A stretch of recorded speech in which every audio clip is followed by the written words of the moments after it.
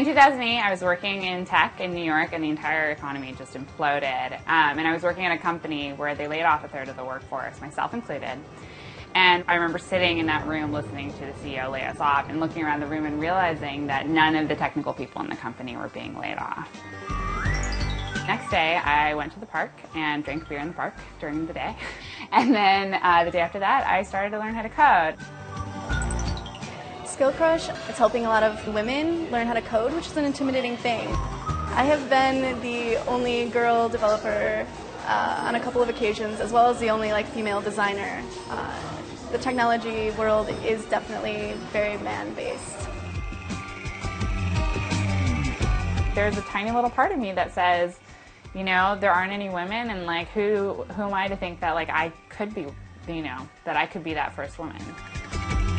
I'm guilty of that myself. I know that I sometimes will basically make an assumption that, oh, she's a woman, so therefore she's probably not going to be very knowledgeable as far as coding goes or something like that, right? Even though you're consciously, you don't want to have that. After some very brief interaction, and when it becomes obvious that, oh, she really knows her stuff, then, all that is gone.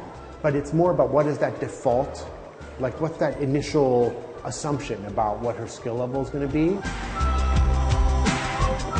It's not exclusively that there's very few women, there's also very few black people, there's very few, Hispanic people, there's just tend to be younger versus older in the tech industry.